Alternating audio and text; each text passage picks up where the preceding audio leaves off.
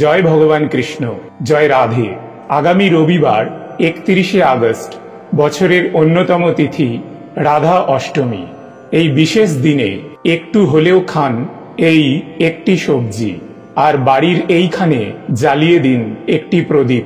গ্রহের দশা কেটে যাবে, বাস্তুদোষ দূর হবে, আর্থিক কষ্ট কেটে গিয়ে সারা বছর অর্থ আসবে। আপনি আর আপনার পরিবারের সবাই সুস্থ থাকবেন। সনাতন হিন্দু ধর্মে রাধাষ্টমী এক পবিত্র ও গুরুত্বপূর্ণ তিথি। ভাদ্র মাসের শুক্লপক্ষের অষ্টমীতে এই উৎসব পালিত হয়, যা ভগবান কৃষ্ণের জন্মাষ্টমীর প্রায় 15 দিন পরে আসে। এই দিনকে শ্রীমতী রাধারানীর আবির্ভাব দিবসও বলা হয়। তিনি ভগবান কৃষ্ণের অন্তরঙ্গ লাদিনী শক্তি, অর্থাৎ আনন্দদায়িনী শক্তি। কৃষ্ণকে যেমন তিনি সর্বোচ্চ আনন্দ দেন, তেমনি ভক্তদেরও কৃষ্ণ প্রেমে ভরিয়ে তোলেন। বৈষ্ণব দর্শনে রাধারানী ভক্তির পরম প্রতীক। তার প্রেমই ভগবানের সঙ্গে মিলনের শ্রেষ্ঠ পথ। প্রচলিত কাহিনী অনুসারে রাধারানীর জন্মস্থান বরসানা হলেও অনেক মত অনুসারে তিনি বৃন্দাবনের রাওল গ্রামে আবির্ভূত হয়েছিলেন। ব্রহ্মবৈবর্ত পুরাণ, পদ্মপুরাণ এবং গৌড়ীয় বৈষ্ণব সাহিত্যে তার মাহাত্ম্য বিস্তারিতভাবে বর্ণিত হয়েছে। এমনকি তার নাম মাত্র জপ করলেও অপরিসীম পুণ্য লাভ হয়। রাধা অষ্টমীর দিনে ভক্তরা উপবাস, ফলাহার, ভজন কীর্তন, হরিনাম সংকীর্তন এবং বিশেষ পুজোর মাধ্যমে রাধাকৃষ্ণের সেবা করেন।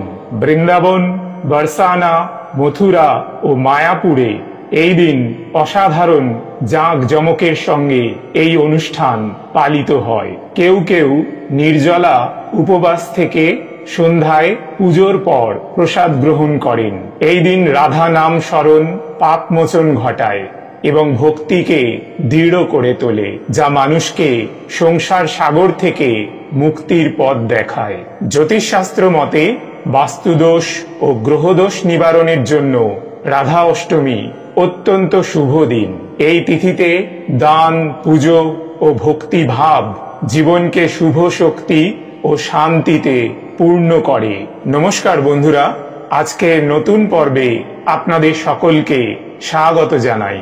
আজ আমরা জানব স্বয়ং ভগবান কৃষ্ণের বলা রাধা অষ্টমীর দিন কি করবেন আর কি করবেন না, এবং এই দিন কোন খাবার অবশ্যই খাওয়া উচিত।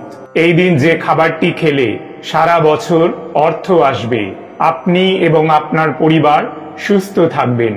এর সঙ্গে আমরা জানব রাধা অষ্টমীর দিন বাড়ির কোন জায়গায় কিভাবে একটি প্রদীপ জ্বালিয়ে দিতে হয়।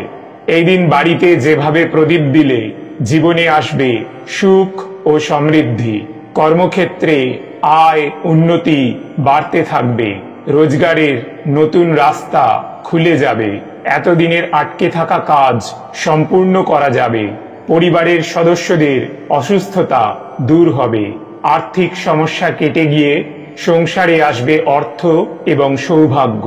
আপনি রাধা অষ্টমীর ব্রত পালন করুন অথবা নাই করুন, তবে এই দিন অবশ্যই শাস্ত্র অনুসারে এইভাবে একটি প্রদীপ জ্বালুন। তাহলে আপনি এবং আপনার পরিবার সুখ, ঐশ্বর্য এবং সৌভাগ্যের মুখ দেখতে পাবেন।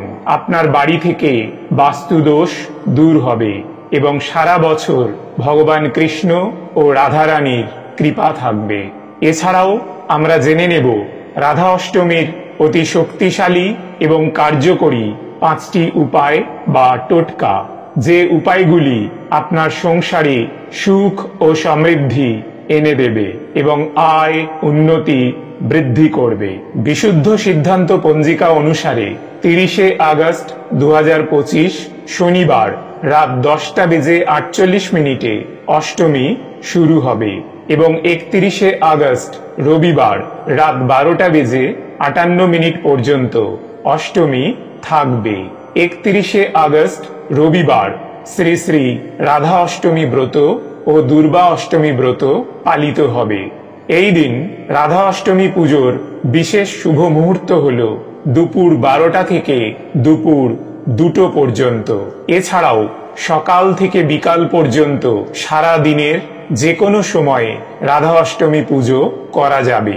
1 সেপ্টেম্বর সোমবার ভোর 5:23 থেকে সকাল 9:32 মধ্যে শ্রী শ্রী রাধা অষ্টমী ব্রতের পালন করে নিতে হবে এবং এই দিন তালনবমী ব্রত পালিত হবে। বন্ধুরা, পুরাণে একটি অপূর্ব কাহিনী পাওয়া যায়।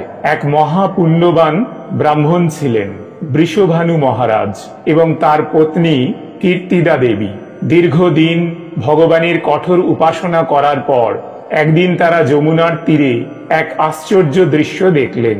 এক আলোক উজ্জ্বল কন্যা শিশু একটি পদ্ম ফুলের ওপর শায়িতা। তারা বুঝলেন এ শিশু সাধারণ কেউ নয়, স্বয়ং ভগবানের কৃপা স্বরূপ। তাই তারা কন্যাটিকে সন্তান রূপে গ্রহণ করলেন। তিনিই পরবর্তীতে সমগ্র জগতের হৃদয় সম্রাজ্ঞী শ্রীমতী রাধারানী।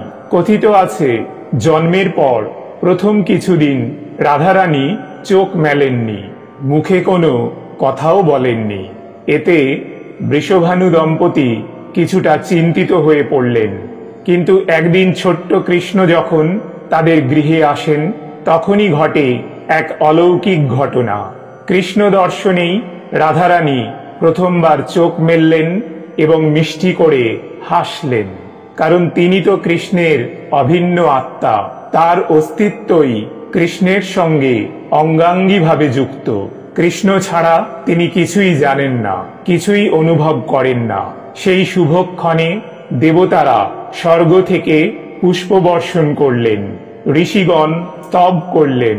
মহর্ষি নারদ রাধার ভক্তি ও মাহাত্ম্য দেখে ঘোষণা করলেন তিনি ভক্তিমূর্তির শ্রেষ্ঠ প্রতীক। রাধা মানেই প্রেম, করুণা, দয়া এবং নির্মল ভক্তি। শাস্ত্রে বলা হয়েছে, রাধার নাম উচ্চারণ করলেই পাপ মোচন হয়, জীবনের বাধা দূর হয় আর অন্তর ভরে ওঠে কৃষ্ণ প্রেমে। তাই রাধা নাম স্মরণই হল মুক্তির সোপান। বন্ধুরা, পবিত্র রাধা অষ্টমীর দিনে ঘরেই সহজভাবে শ্রীমতী রাধারানীর পুজো করে আপনি তার অপরিসীম কৃপা লাভ করতে পারেন। প্রথমে বাড়ি ঘর পরিষ্কার পরিচ্ছন্ন করে নিন।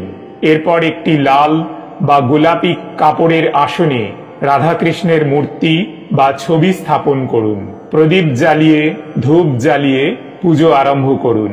রাধারানীর প্রিয় রং লাল ও গোলাপি, তাই গোলাপ এবং জুঁই আর বেল ফুলে তাকে সাজালে পুজো হয় আনন্দময় এবং শুভ। ভোগে নিবেদন করুন তার অতি প্রিয় দুধ, দই, মাখন, ক্ষীর, মাখন মিছরি, লাল মিষ্টি এবং তাজা ফল যেমন কলা, আতা, সবেদা, আঙুর কিংবা আপেল। এই ভোগ নিবেদনের মাধ্যমে ভক্তের জীবনে শান্তি, সৌভাগ্য ও সমৃদ্ধি আসে। ভোগ অর্পণের পর ভক্তি ভরে আরতি করুন এবং রাধারানীর নাম জপ করতে থাকুন। মনে রাখবেন, রাধা নামের স্মরণেই লুকিয়ে আছে সকল আশীর্বাদ, সকল সাফল্য। আন্তরিকভাবে করলে এই সহজ পুজোতেই রাধা অষ্টমীর দিনে আপনার ঘরে নেমে আসবে শান্তি, ভালোবাসা ও দৈব কৃপাধারা। তবে আপনি যদি সম্পূর্ণ উপোস নাও করেন, তবু এই দিন আমিষ খাবার যেমন মাছ, মাংস, ডিম, পেঁয়াজ, রসুন ইত্যাদি তামসিক আহার গ্রহণ করবেন না এবং শ্রীমতী রাধারানীর জন্মতিথিতে যে কোনো ধরনের তেতো বা পোড়া খাবার এড়িয়ে চলুন। এছাড়া নেশাজাতীয় কোনো খাবার, চুল, দাড়ি, নখ কাটা ও সহবাসও এই দিন বর্জনীয়। বন্ধুরা, রাধা অষ্টমীর দিনে যেটা করবেন সেটা হলো সন্ধ্যা নামার আগে স্নান সেরে পরিষ্কার পোশাক পরুন। আপনার ঘরের পূর্ব বা উত্তর পূর্ব কোণ পরিষ্কার করে নিন। রাধাকৃষ্ণের ছবি বা মূর্তির সামনে লাল বা গোলাপি কাপড় বিছিয়ে একটি ছোট্ট পুজোর আসন তৈরি করুন। 5টি মাটির প্রদীপ ব্যবহার করতে পারলে সবচেয়ে শুভ। প্রদীপে গাওয়া ঘি অথবা তিলের তেল ব্যবহার করবেন। প্রদীপে তুলোর সলতে ব্যবহার করুন আর যদি সম্ভব হয় লাল সুতো পেঁচিয়ে সলতে বানান। এটি অত্যন্ত শুভ ফলদায়ক। সন্ধ্যার পর প্রদীপ জ্বালিয়ে রাধারানীর উদ্দেশ্যে প্রার্থনা করুন, হে শ্রী রাধে, আপনার প্রেম ও করুণায় আমার সংসার আলোকিত হোক। প্রথমে একটি প্রদীপ রাধাকৃষ্ণের সামনে জ্বালান। তারপর ঘরের মূল দরজার বা প্রধান দরজার দুই পাশে দুটি প্রদীপ রাখুন। এটি নেগেটিভ শক্তি দূর করে। বাড়ির পূর্ব দিকে বা যেদিকে যমুনা বা গঙ্গার প্রবাহ কল্পনা করা যায় সেখানে একটি প্রদীপ রাখা বিশেষ শুভ। নজর বা অশুভ শক্তি দূর করতে বাড়ির দক্ষিণ দিকে একটি প্রদীপ জ্বালান। তারপর সেটি নিভে যাওয়ার পর বাইরে ফেলে দিন। প্রদীপ জ্বালানোর পর রাধারানীর নাম জপ বা রাধে রাধে মহামন্ত্র জপ করতে থাকুন। সম্ভব হলে সন্ধ্যা আরতি ও হরিনাম সংকীর্তন করতে পারেন। প্রদীপ নেভার পর সেই তুলো এবং তেল বাইরে গাছের গোড়ায় ফেলে দিন। বিশ্বাস করা হয় রাধা অষ্টমীর সন্ধ্যায় এইভাবে 5টি প্রদীপ জ্বালালে ঘরে প্রবেশ করে প্রেম, শান্তি, ভক্তি ও সমৃদ্ধি। নেগেটিভ শক্তি দূর হয় এবং সংসারে আসে সৌভাগ্যের আলো। বন্ধুরা, এবার আমরা জেনে নেব রাধা অষ্টমীর অতি শক্তিশালী এবং কার্যকরী 5টি উপায় বা টোটকা। এগুলো আপনার সংসারের আয় উন্নতি বৃদ্ধির জন্য অত্যন্ত ফলপ্রদ। প্রথম উপায়টি হলো, এই দিন রাধাকৃষ্ণকে জুঁই বা বেলফুল নিবেদন করলে পরিবারে মানসিক শান্তি, স্বাস্থ্য ও সুখ বজায় থাকে।